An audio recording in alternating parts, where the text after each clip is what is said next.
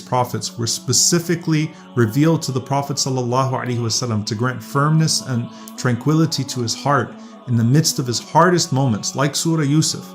And when Yusuf ﷺ says to his brothers, there is no blame upon you today, لا تثريب عليكم اليوم. How did the Prophet ﷺ settle that in his own heart to where he carried it to that momentous occasion of Fatah Mecca, of the conquest of Mecca, where he could have held his brothers to account. He could have done to them what they did to him, but instead the Prophet ﷺ repeats what his brother Yusuf repeated.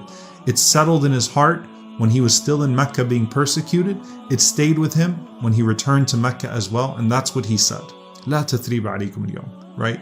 That there is no blame upon you today. May Allah subhanahu wa ta'ala forgive you. It's powerful, right? That this is the sunnah of the Prophet ﷺ. The people that tried to kill him, the people that killed his family members, the people that persecuted him, the people that caused him all sorts of hurt, people within the community that might have said things to the Prophet ﷺ and done things to the Prophet ﷺ, and out of his mercy he did not retaliate or mention it to them, and he could have held it in his heart and maybe given a sharper khutbah or a harder task to those people in the community that gave him some harm. But the Prophet ﷺ constantly lets it go. In fact, one of the miracles of the Quran and one of the proofs of its divine authorship is how after the slander of Aisha radiallahu ta'ala anha, if this was the Prophet ﷺ authoring the Quran and not divine revelation, do you really think it would have been وَلْيَعْفُوا وَلْيَصْفَحُوا أَلَا تُحِبُّونَ يَغْفِرَ اللَّهُ لَكُمْ, forgive and show mercy, pardon, overlook those who have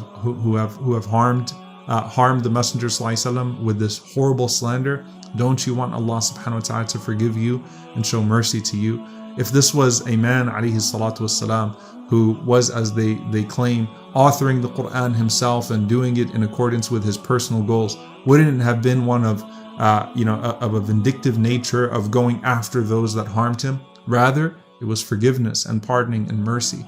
So you think of the Prophet ﷺ, and this is his sunnah, right? This is certainly his sunnah of how he dealt with the people that harmed him in his own community, before they came into the community, and even those within the community afterwards, maybe unknowingly often, in what they might have said or done to the Prophet ﷺ. But he makes it a point, alayhi salatu wasalam, to remove anything from his heart against them. He does not want to meet them, alayhi salatu wasalam, with hard feelings.